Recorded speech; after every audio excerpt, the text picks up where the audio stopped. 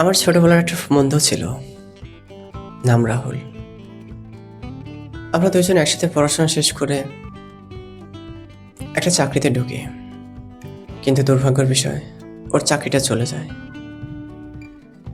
এরপর সে একটা ব্যবসা শুরু করে, কিন্তু কিছু লোক তার টাকা মেরে চলে যায়।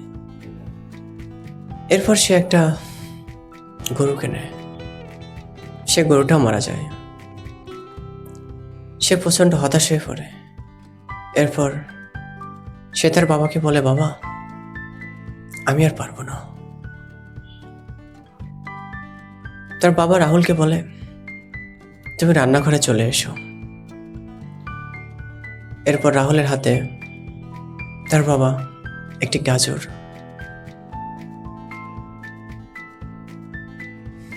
একটি ডিম, এক চামচ কফি দেয়। রাহুলের বাবা বলে, রাহুল, তুমি এগুলো গরম পানির মধ্যে ছেড়ে দাও। 20 মিনিট পরে রাহুলের বাবা বলে, বাবা, তুমি কি দেখলা?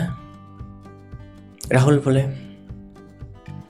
গাজর নরম হয়ে গেছে, ডিম শক্ত হয়ে গেছে, আর কফি পানির স্বাদ এবং রং দুটোই পরিবর্তন করে দিয়েছে।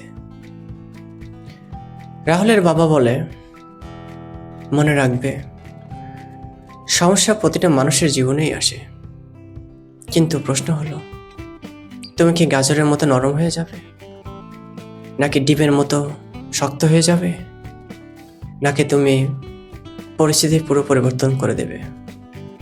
মনে রাখবেন, সফল মানুষেরা সমস্যা পড়লে ভেঙে পড়ে না, তারা সমস্যাকে নিজের শক্তিতে রূপান্তরিত করে।